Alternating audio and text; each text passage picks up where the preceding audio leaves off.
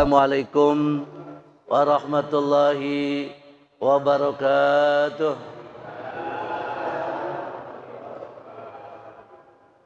Ya Rabbi bil Mustafa balligh maqasidana waghfir lana ma madha ya wasi'al karami.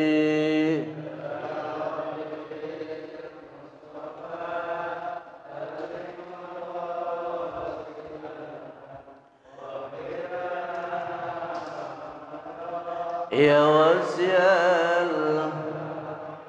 هو الحبيب الذي ترجى شفاعته لكل هول من الأهوال مقتحمين. يا رب بالمصطفى بلغ مقاصدنا واغفر لنا ما مضى يا واسع الكرم. مولاي صل وسلم دائما ابدا على الحبيب كخير الخلق كلهم. يا رب بلغ مقاصدنا واغفر لنا ما مضى. آمن تذكر جيران بذي سلام مزجت دمعا جرى من مقلة بدمي. بلغ مقاصدنا واغفر لنا ما مضى يا واسع. يا الله بها يا الله بها يا الله بحسن الخاتمة. يا الله بها يا الله بها يا الله بحسن الخاتمة. مصطفى بلغ مقاصدنا واغفر لنا ما مضى يا واسع الكرم. اللهم صل وسلم وبارك عليه. Bismillah, alhamdulillah, salatu wassalamu ala rasulillah wa ala alihi wa sahbihi amawalah amma ba'da. Rabbi israh li sadri wa yassir li amri wa hlul 'uqdatam min lisani yafqahu qawli. Qala al-musannif rahimallahu ta'ala wa nafa'ana wa nafa'ani wa bi ulumihi wa bi barakatihi fid dharain amin. Jamaah Masjid Rodatul Jannah Taman Wisma Asri 2 yang saya hormati, pertama dan utama marilah kita panjatkan puja dan puji syukur kehadirat Allah Subhanahu wa taala di pagi hari ini bertepatan dengan tanggal 1 Januari tahunnya 2022. Kita selalu diberikan kenikmatan, nikmat sehat, nikmat iman, dan yang tidak kalah pentingnya adalah nikmat kesempatan kita untuk taklim setelah melaksanakan sholat subuh bersama-sama. Rahmat dan salam selalu tercurahkan pada junjungan kita, kecintaan kita, idola kita Nabi besar Muhammad sallallahu alaihi wasallam, dan semoga melimpah kepada keluarganya, sahabatnya, pengikut-pengikutnya yang senantiasa menjalankan sunnah-sunnahnya min yaumil hadza ila yaumin naqdah. Jamaah yang berbahagia, bersyukur kita kepada Allah, umur kita secara hitungan bertambah 1 tahun. Akan tetapi hakikatnya umur kita adalah berkurang 1 tahun. Karena kita manusia sudah ada jatahnya, sudah ditentukan umurnya berapa tahun. Jadi kalau tambah angkanya berarti jatah kita berkurang. Mudah-mudahan sisa umur yang ada kita ini kita gunakan sebaik mungkin, terutama untuk bertaubat kepada Allah Subhanahu wa taala. Sudah berapa banyak dosa yang kita lakukan di dunia ini? Berapa banyak amalan-amalan yang kita lakukan? Kayaknya baru sedikit begitu kalau dibandingkan dengan dosa-dosa kita. Jadi untuk evaluasi tahun baru ini jangan dijadikan kita berpoya-poya, bereforia, melebihi daripada segala-galanya, tapi jadikan introspeksi, kita mawas diri bahwa umur kita ini semakin hari semakin berkurang. Untuk itulah kita di pagi hari ini menambah perbendaharaan amal. Semoga ini semua termasuk amal soleh kita semuanya yang bisa dibanggakan kelak kemudian hari. Amin ya robbal alamin. Pada kesempatan ini kita akan bahas yaitu tamak atau rakus itu penyebab daripada kehinaan atau kesengsaraan. Dalam kitab Hikam dikatakan, Bismillahirrahmanirrahim, ma basaqat a'dhanu dhulli illa ala bidri tam'in, yang artinya tidak akan berkembang. Ma basaqat, tidak akan berkembang. Aghsanu zulli, cabang-cabang kehinaan. Illa ala bid'i tam'in, kecuali di atas biji tamak. Dalam arti kata kehinaan itu tidak akan muncul kecuali karena memang adanya tamak atau rakus. Tamak itu bahasa Indonesia, bahasa Arabnya tomak. Tomak itu terdiri dari 3 huruf, to, mim, ain. Huruf to itu tengahnya bolong, mim juga tengahnya bolong, ain kalau disambung juga tengahnya bolong. Ketika bersendiri malah ngangaknya lebih lebar. Jadi ini pertanda atau lambang bahwa tamak itu adalah rakus, serakah, semuanya nganga, bolong, to, mim, ain. Itu tamak. Mengharapkan sesuatu yang lebih banyak, serakah gitu loh. Ini tidak baik, sifat yang tidak baik. Atau boleh dikatakan tamak ini adalah salah satu penyakit hati yang berbahaya sekali.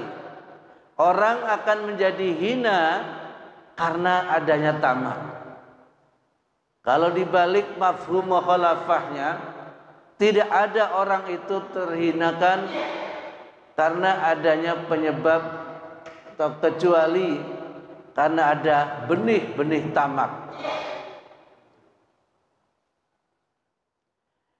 Satu ilustrasi bayi lahir ke dunia itu, ketika bayi itu sudah mulai mengerti akan ASI, air susu, ya, ataupun benda-benda yang lain, ini manusia itu sangat potensi untuk memiliki sifat tamak. Masih bayi, masih balita,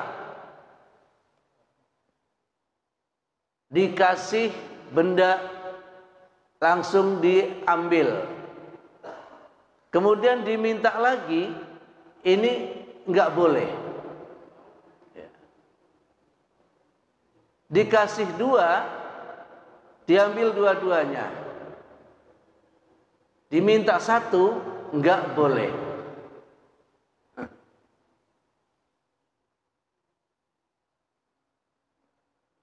Ini bayi aja sudah begitu.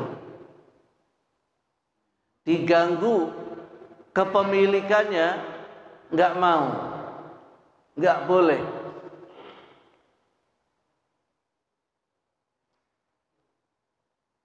Jadi kalau lagi seorang ibu menyusui, ya, padahal kan menyusuikan satu sebelah kanan, ya, yang sebelah kiri diganggu, nggak boleh. Maunya serakah bayi. Jangan, ini punya saya semua, gitu. Ini bayi itu.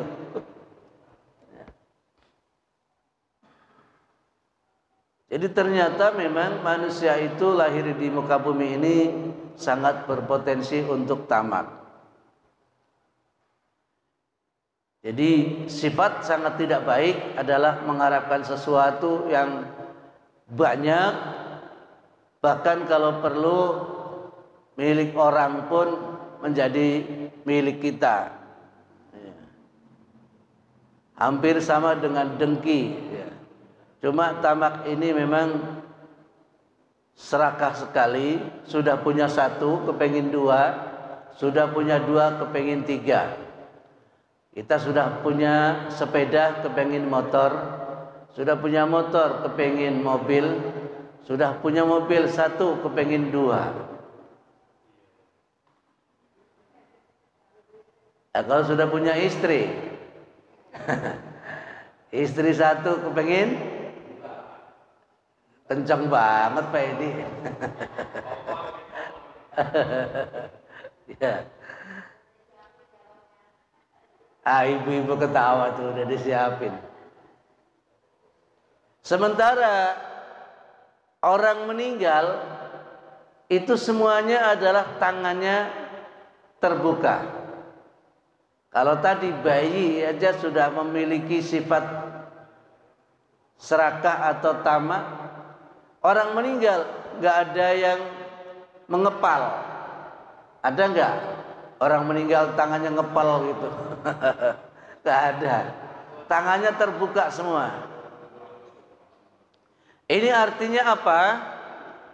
Semua yang dikuasai, semua yang dimiliki sampai mati-matian, ketika dia meninggal tidak ada yang dibawa, lepas semua kecuali amal. Semuanya lepas. Rumahnya ditinggal, keluarganya ditinggal, mobilnya ditinggal, semuanya dilepas. Tangannya nggak ada yang menggenggam, nggak ada, lepas semuanya. Nah, disinilah jamaah yang berbahagia. Jadi sifat tamak itu tidak baik. Supaya menghindari sifat tamak itu bagaimana?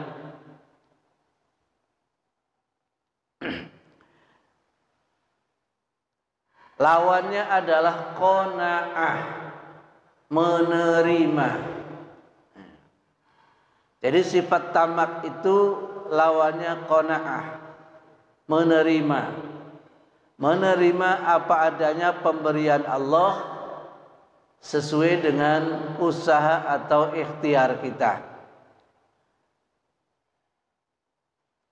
Tamak atau rakus Ini ada juga lawannya.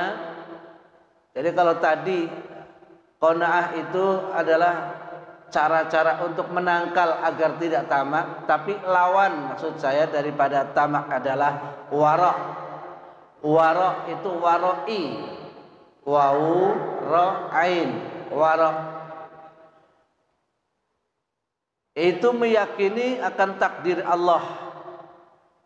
Dia sadar betul bahwa Allah memiliki kudrah dan iradah, sehingga ada takdir di tangan kita.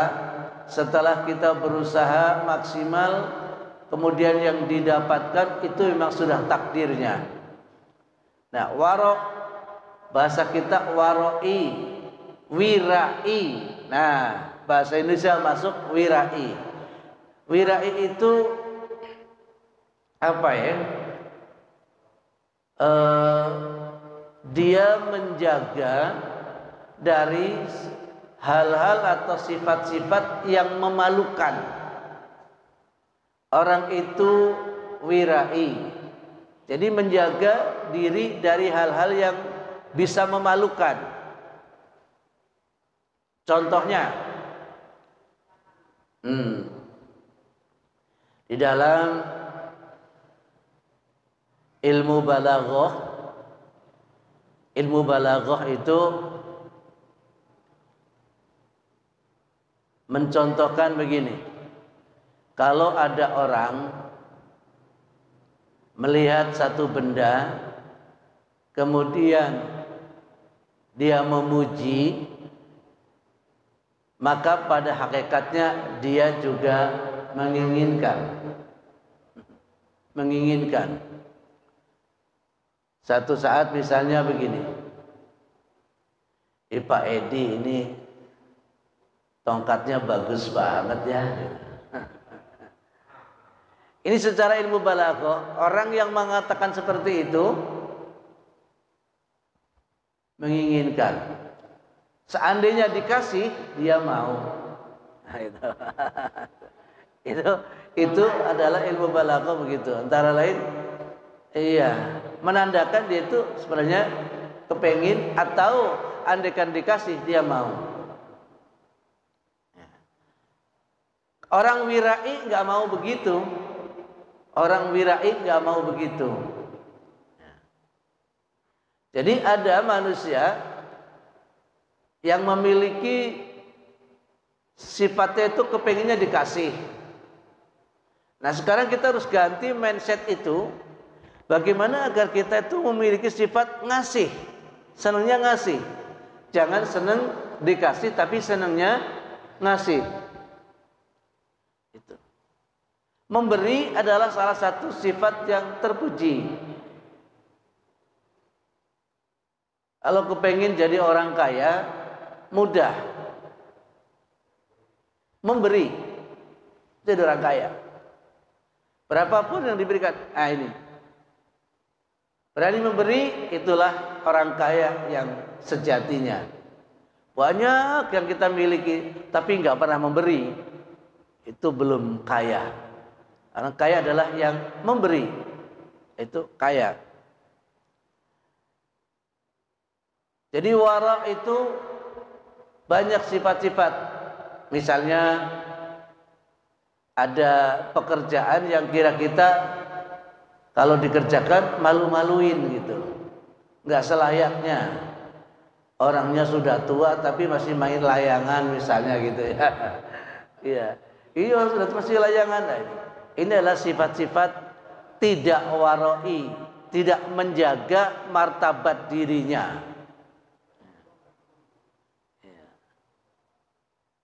Sesuaikanlah dengan umur, bagikan ilmu padi, semakin tua semakin merunduk, ya. Jangan semakin tua semakin saya sudah tua ini, semau saya. Nah, ini nggak bisa. Harus ada warai, menjaga diri. Wirai, bahasa Jawa apa namanya? Wirang. Ya. Wirang itu memalukan, malu, itu wirang.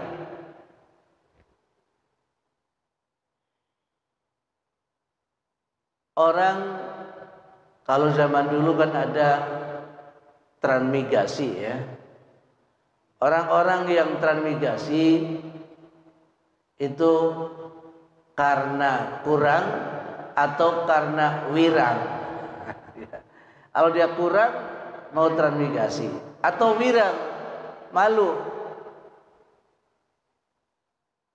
di kampungnya berbuat onar misalnya, wirang, nipu, utangnya banyak, apa segala. Nah, itu dulu itu terkenalnya pergi saja sana transmigrasi. Wirang asal kata waro'i. Warok itu ya, harus menjaga sifat malu. Kalau ada ulama sebagai rawi hadis, perawi hadis yang meriwayatkan hadis, dia tidak waro'i, maka hadisnya dianggap hadis do'if.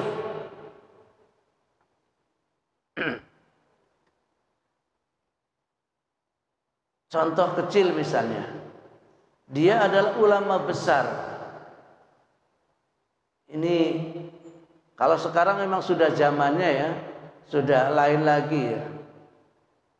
Dia senangnya makan di warung misalnya begitu. Itu dianggap apa hadis yang diceritakan oleh dia adalah do'if, padahal hadis sahih. Tetapi karena dia tidak waro'i ya, tidak menjaga harkat dan martabat dirinya, maka dianggap hadis yang dikeluarkan dari dia adalah do'if. Ini salah satu misalnya. Atau orang itu melakukan dosa kecil, itu hadisnya jadi do'if. Jadi hadis do'if itu tidak semata-mata silsilahnya tidak sampai kepada Rasul, tidak tasalsul atau mungkotek, putus di tengah jalan. Oh, ini hadisnya nih do'if nih, karena tidak sampai kepada Rasul. Jadi hadis sahih itu hadis yang dari ini Abu Hurairah dari ini sampai kepada Rasulullah. Itu namanya hadis sahih. Yang banyak diriwayatkan oleh Imam Bukhari dan Muslim, semuanya hadis sahih. Imam-imam yang lain banyak, Imam Baihaqi, Imam Tirmizi dan sebagainya. Tapi kalau mereka itu ada pernah misalnya melakukan sesuatu dosa kecil, dianggap hadisnya itu do'if. Padahal hadis sahih, tapi yang meriwayatkan pernah melakukan dosa kecil, itu dianggap hadis do'if. Maka kita tidak boleh untuk selalu menganggap hadisnya do'if, tidak perlu kita pakai, nggak bisa begitu.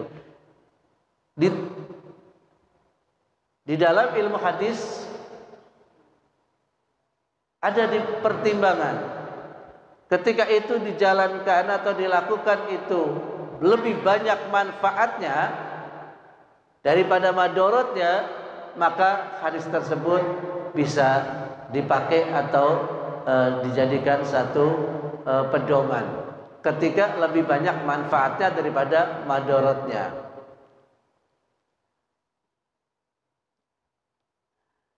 Kembali kepada tamak. Walillahil izzatu wali rasulihi walil mu'minina walakinnal munafikina la ya'lamun. Dalam surat Al-Munafikun ayat 8 dikatakan, padahal kekuatan atau kemuliaan itu hanyalah bagi Allah, bagi Rasulnya, dan bagi orang-orang mukmin. Tetapi orang-orang munafik itu tiada mengerti. Walillahil izzatu wali rasulihi walil mu'minin. Kemuliaan atau kekuatan itu ada pada Allah dan Rasulnya, dan juga kepada orang-orang mukmin. Walakinnal munafikina la ya'lamun. Akan tetapi orang-orang munafik atau orang ya munafikin yang memiliki dua wajah atau dua kepala. Ya, munafik antara lisan dengan hati tidak sama. Mereka tidak mengerti. Kemudian ditopang dengan ayat berikutnya, innalladzina yuhaddunallaha wa rasulahu ulaika fil adzallin. Surat Al-Mujadalah ayat 20. Sesungguhnya orang-orang yang menentang Allah dan Rasul-Nya, mereka termasuk orang-orang yang sangat hina. Menentang Allah dan Rasul-Nya, mereka adalah orang-orang yang sangat hina. Abu Bakar Al-Wara Al-Hakim berkata, bila dikatakan kepada tamak, siapakah ayahmu? Tamak pasti menjawab, ayahku adalah ragu-ragu di dalam takdir. Ini penyebab orang tamak karena ragu-ragu dengan takdir Allah. Kita tidak yakin dengan takdir Allah, awalnya ragu-ragu, maka pada akhirnya mereka akan memiliki sifat tamak.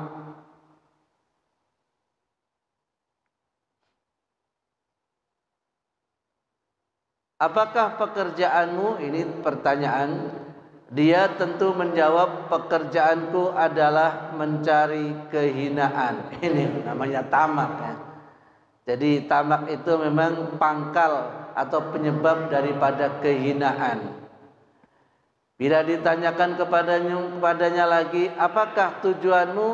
Dia akan menjawab, terhalang agar tidak mendapat apa-apa. Pada akhirnya orang itu tidak akan mendapatkan apa-apa. Kehinaan seseorang, kenistaan seseorang diawali dengan tamak. Tamak awalnya dengan ragu-ragu dengan takdir Allah. Kita tidak yakin dengan takdir Allah, maka pada akhirnya meningkat kepada rasa kurang puas, kurang banyak. Nah, itu lama-lama orang tersebut akan menjadi hina. Ada sebuah cerita dalam perang Uhud. Perang Uhud itu terjadi di Madinah Al-Munawwarah. Daerah yang sangat panas. Dia kalau panas itu aus ya. Minum dulu. Bismillahirrahmanirrahim. Kira-kira 7 kilo dari Madinah ada sebuah bukit. Di sana ada bukit yang bergandeng-gandeng begitu, tetapi ini ada salah satu menyendiri, yaitu namanya Gunung Uhud. Uhud itu bentuk jamak daripada Ahad. Allahu Ahad, satu. Bentuk jamaknya Uhud. Ya. Di waktu perang Uhud itu, umat Islam sempat mengalami kekalahan. Kenapa? Di Jabal Ruman sudah dipasang oleh Rasulullah pasukan inti, pemanah, 40 pasukan pemanah di Jabal Ruman. Ada bukit ya, tidak terlalu tinggi. Di situ adalah tempat yang strategis.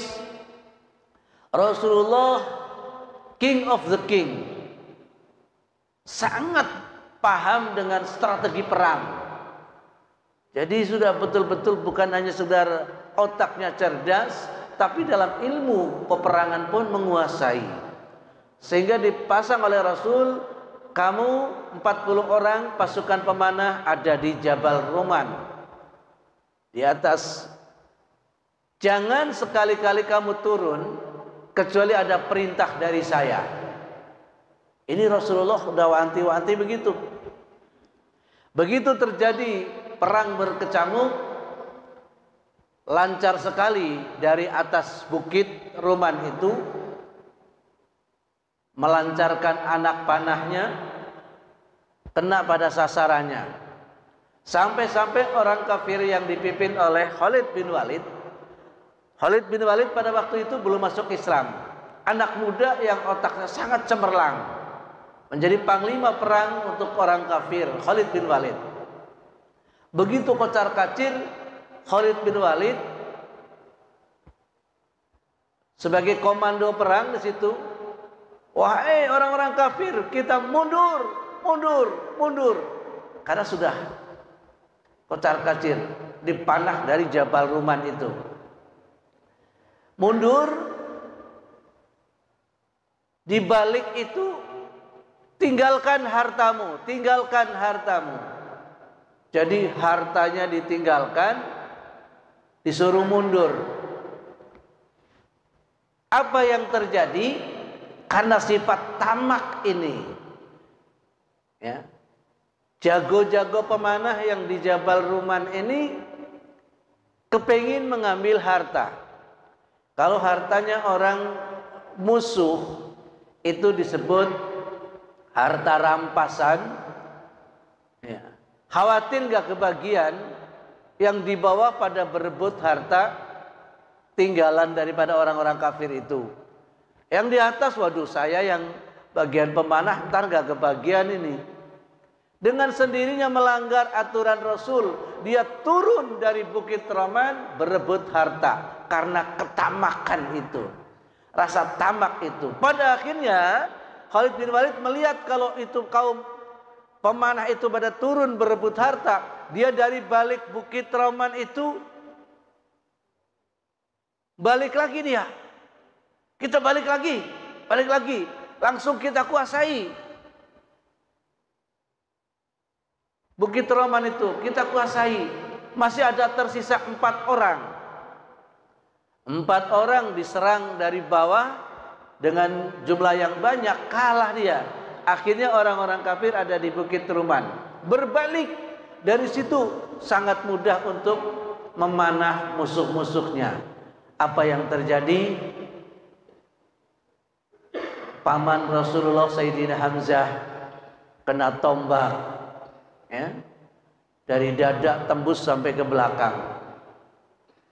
Sudah kena tombak masih bisa membunuh ratusan orang, tetapi sebagai manusia juga darah mengucur begitu banyak, pada akhirnya wafat juga.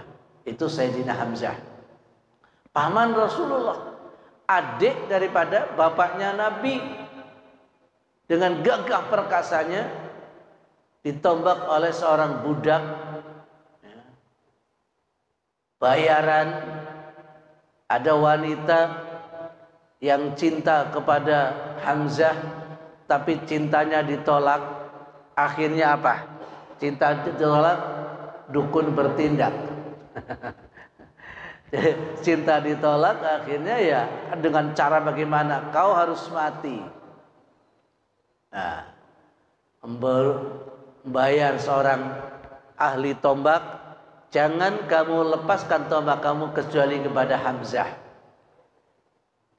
Dendam yang begitu membara, dan Hamzah juga memang membunuh orang tua daripada wanita cantik itu bernama Hindun, ya. Akhirnya Hamzah ditombak, dia di atas kudanya jatuh tersungkur, meninggal dalam perang Uhud. Rasulullah mundur, di situ mengalami kekalahan umat Islam. Satu-satunya perang yang mengalami kekalahan adalah perang Uhud. Karena apa? Karena ketamakan daripada orang-orang pasukan pemanah itu. Tamak. Nah, ini hancur. Jadi sifat tamak itu akan bisa menghinakan orang tersebut dan akan bisa menghancurkan segala-galanya. Maka jauhilah sifat tamak, karena bisa menghancurkan semua-muanya. Bukan diri kita, bahkan yang lain pun ikut hancur. Faqna wala tatma fama syai'un yusyi'una siwat tama'i.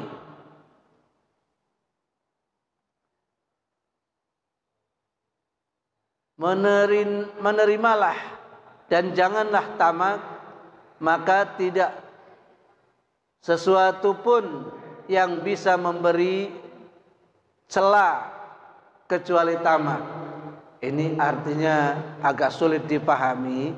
Saya mengambil arti begini. Jangan sekali-kali kita itu tamak. Ya. Karena tamak itu adalah akan merendahkan diri kita, akan mencelakakan diri kita, akan menghancurkan diri kita.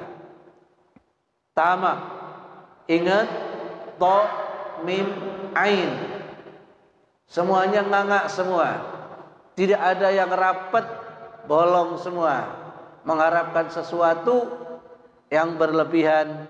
Itulah namanya tamak atau tomak. Lawannya adalah waro', yaitu waro' itu menjaga dari sifat-sifat rakus, menjaga dari sifat-sifat serakah. Ya. Jangan sampai kita serakah, jangan sampai kita rakus. Jangan-jangan malah kadang kita menggunakan cara apapun caranya, mau halal mau haram, yang penting kita dapat. Nah, ini lebih nekat lagi itu, ya, lebih nekat. Kumpulkan harta sebanyak-banyaknya agar 7 turunan tidak habis. Dengan cara apapun, nauzubillah min zalik. Salah satu sifat atau penyakit hati yaitu tamak. Jauhilah sifat tamak yang membahayakan dan bisa menghinakan diri kita. Sampai di sini dulu, bapak-bapak, ibu-ibu. Di tahun baru sekali lagi kita mohon kepada Allah agar kita diberikan kesehatan, diberikan kekuatan, diberikan petunjuk ke jalan yang benar. Jadikan keluarga kita keluarga sakinah, mawaddah, warahmah. Jadikan tahun ini lebih baik daripada tahun kemarin. Amin ya rabbal alamin. Mudah-mudahan apa yang saya sampaikan bermanfaat. Amin ya rabbal alamin. Mungkin ada di antara bapak-bapak yang mau bertanya, dipersilakan.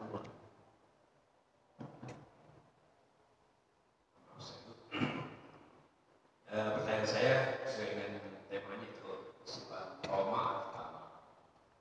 Yang disatakan tamak atau trauma ini kan profesi sekarang ini ya, macam-macam. Ada juga orang yang bisnisnya bisnis. Nah, kalau memfitnah aturannya dibayar gitu ya. Itu juga termasuk trauma. Nah, karena orang tahu. Jadi dia kalau nggak buat keonaran, membuat fitnah, kayaknya nggak nyaman. Karena minta dibayar profesinya sebagai bisnis fitnah. Yang saya tanyakan orang yang melakukan atau katakanlah mengerjakan sifat tamak ini itu nerakanya apa, bagian nerakanya, dan masih bisa diampuni nggak kalau dia bertobat? Itu saja tanya. Terima kasih. Baik, pertanyaan dari Bapak Haji Edi Syarifuddin. Kalau kita melakukan tamak, itu dosanya masih bisa diampuni apa tidak? Jelas, walaupun itu sifat tercela, apabila kita bertobat pasti akan diampuni oleh Allah Subhanahu wa taala. Innallaha ghafurur rahim. Sesungguhnya Allah Maha Pengampun, ya. Apapun dosa kita, berapapun banyaknya, sebesar apapun dosa kita, kalau kita mau bertobat sebelum napas sampai di tenggorokan, itu pasti diterima. Jadi jangan khawatir, Bapak punya dosa banyak, harus bertobat, itu kuncinya. Bertobat itu bukan hanya sekedar diucapkan, tapi berhenti dari pekerjaan itu total. Sudah jangan diulang lagi. Namanya taubatan nasuha. Kalau tobat tapi di mulut, kemudian besok melakukan lagi, tobat sambel namanya itu. Udah pedes nambah terus ya. Itu taubatan nasuha itu kita mohon ampun, ya Allah, ampuni dosa-dosa saya yang dulu-dulu, ya Allah, saya akan stop di sini. Tidak akan saya lakukan lagi. Itu namanya taubat nasuha. Pasti Allah akan ampuni. Ya. Jangankan hanya tomak, walaupun dosanya besar juga. Ya. Kalau kita mau bertobat, pasti Allah akan mengampuninya. Itu Pak Edi. Terima kasih. Silakan mungkin Pak Haji Yusrin. Assalamualaikum warahmatullahi wabarakatuh. Waalaikumsalam warahmatullahi wabarakatuh. Sebelum saya bertanya, ada saran ini untuk TKM. Saya kadang-kadang cukup sedih dan prihatin. Kalau hari Jumat itu pembagian sedekah itu sepertinya memprihatinkan. Padahal dulu sudah bagus, itu ada kupon dikasih. Saya kira kupon itu bisa dilakukan kembali. Sehingga untuk menghindari hal seperti itu dan tidak enak dilihat. Iya. Baik. Yang kedua, pertanyaan saya adalah, ini mohon maaf, menyangkut zikir yang kemarin tidak ada waktu untuk bertanya. Minggu lalu membahas soal zikir. Pertanyaan saya adalah, saya punya buku tentang zikir tahunan dan harian. Itu zikir tiap-tiap hari itu berbeda. Kalau hari Jumat itu zikirnya ya Allah ya Allah. Kalau Sabtu seperti sekarang itu zikirnya la ilaha illallah. Kalau Minggu itu zikirnya ya Hayyu ya Qayyum. Ini apakah ada maknanya? Dan yang terakhir, pertanyaan saya, apa mungkin ada petunjuk di dalam hadis atau Al-Quran bagaimana caranya kalau rakyat menghadapi ketamakan dan kerakusan pejabat atau pengusaha? Apakah itu rakus tentang harta atau rakus tentang kekuasaan? Mungkin ada petunjuk tentang itu. Mohon penjelasan. Terima kasih. Wassalamualaikum warahmatullahi wabarakatuh. Waalaikumsalam warahmatullahi wabarakatuh. Baik. Dari saran itu tadi, saya mewakili daripada DKM. Karena Jumat kemarin, saya juga melihat sendiri. Kebetulan, Jumat Barakahnya ada di antara, maksud saya adalah Jumat Barokahnya. Ada sebagian dari jamaah saya yang di Nanami itu. Saya ngambil juga nasi ke sana 20 box. Kemudian bagi dari warung Padang juga ada, dari yang lain ada. Itu semerawut sekali berebut. Betul apa kata Pak Haji, saya ikut prihatin itu kemarin kejadiannya. Sampai-sampai mestinya menyisakan untuk orang-orang tertentu, ternyata sudah habis semuanya ya. Ini sarannya sangat baik sekali, diterima dan insya Allah akan dipertimbangkan dan dilaksanakan. Kalau pembagian kartu waktu itu sudah tepat, tapi ada saja kekurangannya. Mungkin cara membagi kartunya ini ada punya cara. Jangan semuanya dibagi dulu kartunya. 50% dibagi, 50%-nya atau katakanlah 30%-nya ditahan dulu. Nanti baginya kepada dilihat yang kira-kira orang yang betul-betul membutuhkan. Karena ini dibagi kartu juga orangnya yang dapat itu terus gitu. Nah ini jadi itu. Jadi ya agak, makanya pernah ya kalau dibagi kartu kan yang duluan datang langsung dikasih kartu. Yang rajin ya memang itu dapat terus itu. Sementara yang betul-betul membutuhkan di luar sana nggak kebagian. Mungkin pengurus nanti teknisnya, cara pembagiannya tinggal diatur. Sehingga sebagian ada untuk orang yang betul-betul meskipun belakangan tapi betul-betul membutuhkan. Nah itu. Mudah-mudahan nanti Pak Haji insya Allah akan diatur oleh DKM, akan lebih baik lagi insya Allah. Ya kemarin sempat saya bicarakan dengan beberapa pengurus. Baik. Ya, pertanyaannya tadi, memang manusia itu dengan dalil Al-Quran yaitu ya ayyuhalladzina amanu dzkurullaha dzikran katsiran. Wahai orang-orang yang beriman, zikirlah kamu, ingatlah kepada Allah dengan sebanyak-banyaknya. Jadi kalau ada tuntunannya itu hari ini zikir ini, hari ini zikir ini, la ilaha illallah, besok subhanallah, alhamdulillah, itu bagus. Intinya adalah zikir itu supaya rutin, supaya istiqomah, dan itu adalah variasi supaya tidak membosankan. Kalau itu terus zikirnya, supaya nggak membosankan. Ada nggak sih itu? Ya kembali kepada zikir itu, banyak-banyakinlah zikir. Ingat kepada Allah. Kan banyak, ada astagfirullah, ada la ilaha illallah, ya hayyu ya qayyum, la ilaha illa anta, misalnya begitu.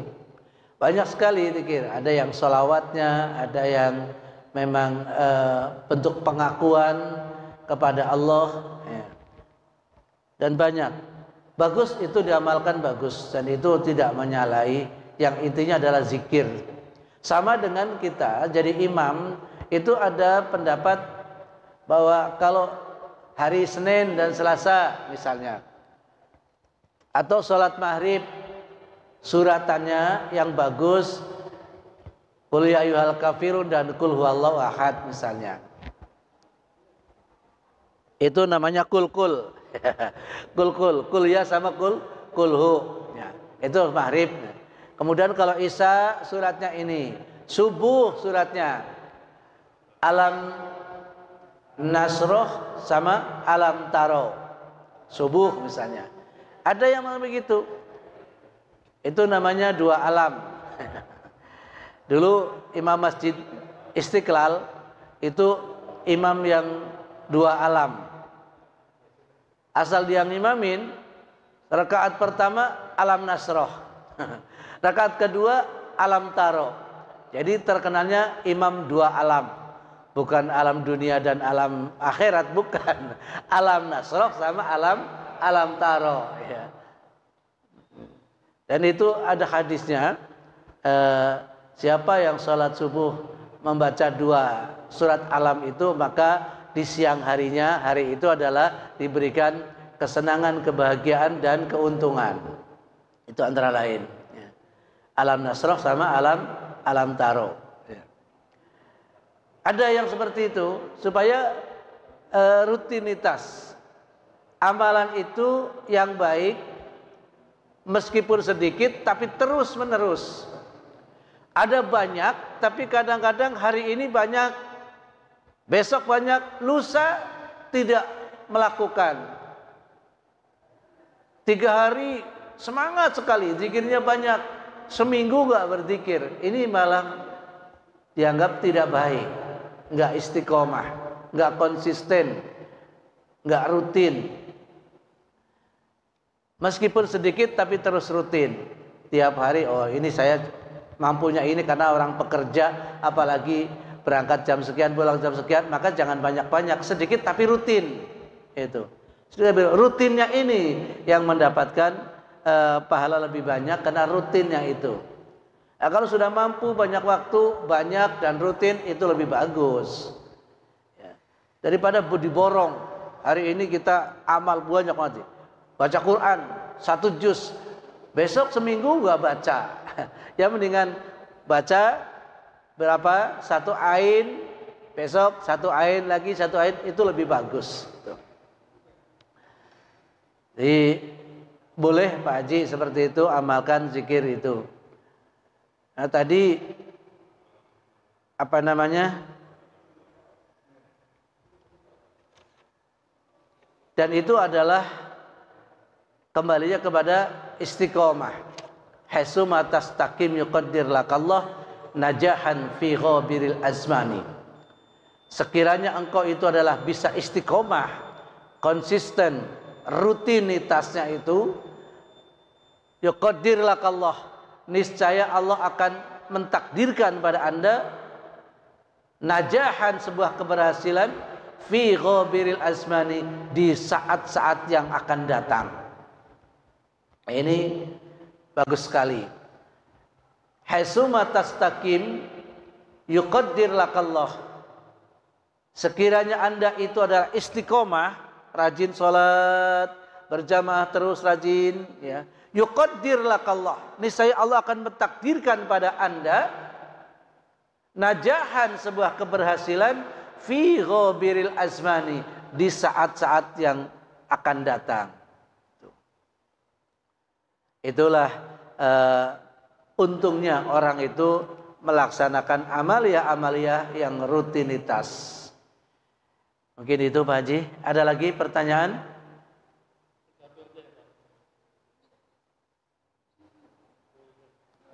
Dipencet itunya. Ya. Saya bertanya cuma satu aja, tapi saya pertama sama Bapak Anda tentang zikir Pak. Mungkin mudah-mudahan saya tiru. Imam Ghazali sesuai dengan apa yang beliau lakukan itu berdasarkan hari, kita contoh harinya berbeda-beda, zikirnya beda-beda. Dan contoh, kalau hari Jumat ya Allah, yang kedua kalau Sabtu la ilaha illallah, dan seterusnya. Mungkin kalau mungkin udah lebih tahu daripada saya. Itu aja untuk tentang harian dan zikirnya. Pertanyaan saya, kalau itu sebagai rujukan atau pendapat ulama, tapi saya belum menemukan hadis sahihnya, boleh diikuti apa harus diikuti atau bagaimana? Terima kasih. Iya, boleh diikutin. Imam Ghazali bukan imam yang sembarangan, yang sudah dia itu ambilannya Quran dan hadis, yang istilahnya adalah istiqomah tadi itu, rutin. Jadi ada yang harian, tadi kata Pak Haji, ada yang bulanan, bahkan ada yang tahunan. Memang iya, ya kita amalkan, nggak masalah, dan itu tidak salah. Mengerucut kepada zikir itu sangat dianjurkan. Apalagi dengan seperti itu adalah istiqomah dan sudah paten seperti itu, boleh. Ya. Jadi sangat dibenarkan. Itu ya, jangan ragu-ragu. Pokoknya kerjakan itu, karena itu adalah akan membuat kita menjadi disiplin. Kalau nggak ada patokan begitu, kita kan ngacak, zikirnya ngacak. Tapi dengan begitu akan disiplin, itu terarah. Terima kasih. Mungkin dari Pak Komandan.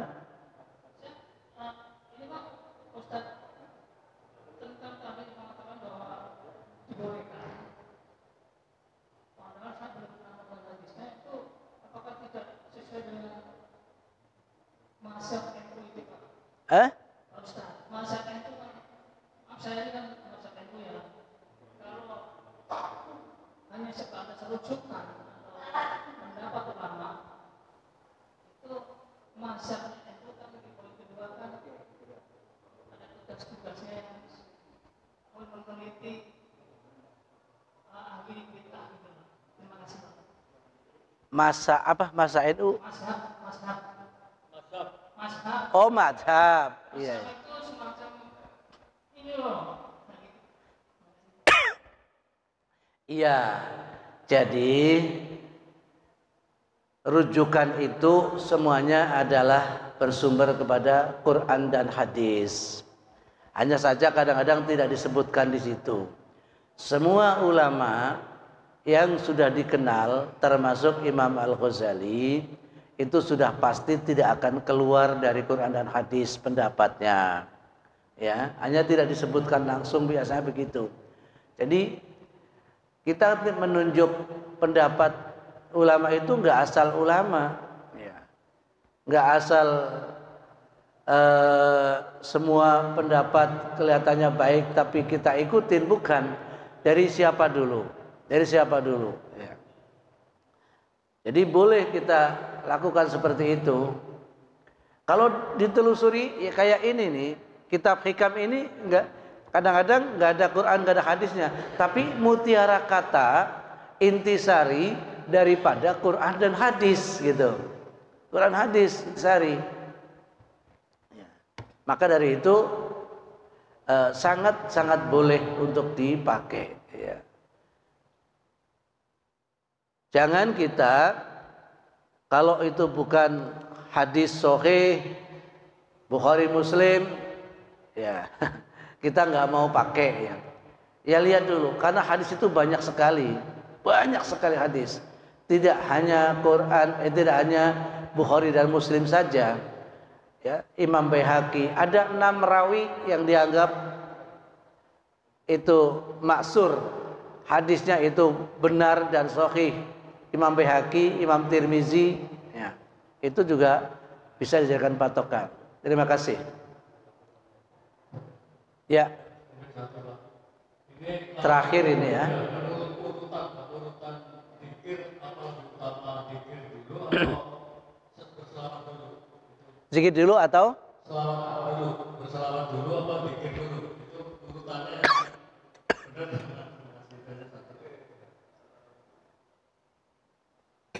Baik. Kalau orang sebelum berkata apapun kadang-kadang berselawat dulu. Mana utama? Baik. Jadi begini. Zikir dulu atau salawat dulu, biasanya kalau saya itu jadi selang-seling malah. Kita khusyukkan hati kita dulu, hadirkan hati kita agar selawatnya kita khusyuk, zikirnya juga khusyuk. Ini saya suaranya serak ini mohon maaf bukan berarti lagi pamer. Ini kemarin kita ada zikir sampai jam 2 malam tuh sama Bang Billy juga ikut di Al-Muhajirin. Al-Muhajirin yang biasa buat tempat pernikahan, Yayasan Al-Muhajirin sebelum terminal. Jadi Al-Azhar yang di Sumarekon sama Al-Azhar dari Kalimalang dan juga orang-orang Muhammadiyah yang ada di Al-Muhajirin itu ikut bersolawat, ya. Namanya solawat ummi, ya. Saya datang ke sana, ikut, Bang Billy juga ikut. Jam 11 baru mulai, Pak. Sampai jam 2 baru selesai. AC-nya dingin banget. Saya di depan, ya Allah, kedinginan. Ini terus saya sakit Bang Billy nih. Jujur, pulang-pulang jam 3 sampai rumah. Aduh, sakit. Itu pertama ya hadiah Fatihah dulu kepada Rasulullah. Kemudian setelah itu arahan untuk supaya itu khusyuk. Nah, setelah itu dia berzikir dan terakhir baca selawat. Ya. Tetapi di dalam arahan itu kan ada selawatnya juga, membaca selawat. Selawat itu adalah kunci membuka tabir antara kita dengan Allah. Jadi kita salawat kepada Nabi, pembuka harapan kita, pembuka doa-doa kita, pembuka zikir kita. Makanya orang berdoa itu, Imam Al-Ghazali mengatakan syarat-syarat doa yang dikabulkan antara lain adalah dibuka dengan selawat, ditutup dengan selawat. Allahumma terserah mau bagaimana, Allahumma sholli ala Muhammad atau Allahumma sholli ala Sayyidina, mau pakai Sayyidina mau tidak itu terserah. Dalam hadisnya nggak pakai Sayyidina, ya Allahumma sholli ala Muhammad dan seterusnya boleh. Itu berarti ibarat kita mau masuk rumah sudah dibuka pintunya pakai kunci, sudah dibuka. Baru keinginannya apa bla bla bla bla bla bla, mau zikir mau ini sudah dibuka dengan salawat itu. Kita mau ketemu presiden itu melalui protokoler. Enggak langsung ketemu presiden, tapi melalui protokoler. Kita sudah ada janjian. Kita mau ketemu wali kota, itu kita sudah sounding dulu ke sana. Kita sudah mengkondisikan jam berapa ketemuan, hari apa. Enggak asal ujuk-ujuk langsung datang. Tapi ada santunnya, ada caranya. Kepada Allah pun begitu. Kepada Nabi dan Rasulnya yang dicintai Allah, kita sudah bacakan selawat dulu sebagai kuncinya. Nanti ditutup dengan selawat. Itu Imam Al-Ghazali pendapatnya seperti itu. Jadi doa yang dikabulkan, yang dibuka dengan selawat, makanya apa? Bismillahirrahmanirrahim. Allahumma sholli ala Sayyidina Muhammad wa ala Sayyidina Muhammad. Nah, itu sudah selawat. Apalagi kalau Pak Edi nggak pernah ketinggalan selawatnya munjiat. Kalau ada yang nggak baca selawat munjiat, jangan heran Pak Edi. Iya, karena selawat itu memang selawat munjiat. Kalau salah mengartikan, bisa-bisa kita syirik gitu. Kalau salah mengartikan atau tidak percaya dengan tawasul itu, ya, jadi katakan itu apa namanya syirik dan bid'ah. Gitu, ya. Jadi selawat dulu, zikir, tutup selawat lagi, begitu. Makanya apa?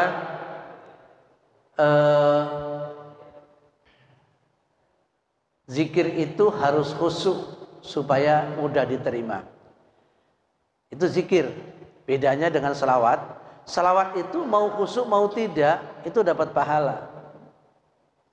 Itu. Baca selawat mau khusyuk mau tidak dengan bentuk dan gaya bagaimanapun baca selawat dapat pahala. Tapi zikir membutuhkan kekhusyuan supaya bisa diterima. Zikir diterima, selawat dapat pahala. Bedanya begitu. Selawat sambil joget dapat pahala. Ya cuma pahalanya kan ada KW1, ada KW2, kira-kira begitu. Kita punya KW1 yang khusyuk menghadap kiblat, punya wudhu gitu. Jangan milih KW3 gitu. Ini saja, mohon maaf. Ada yang mau jalan-jalan mungkin karena tahun baru. Mudah-mudahan sekali lagi kita diberikan kemudahan, kesehatan dan banyak hal yang bermanfaat. Terima kasih. Wallahul muwaffiq ila aqwamit thoriq. Wassalamualaikum warahmatullahi wabarakatuh.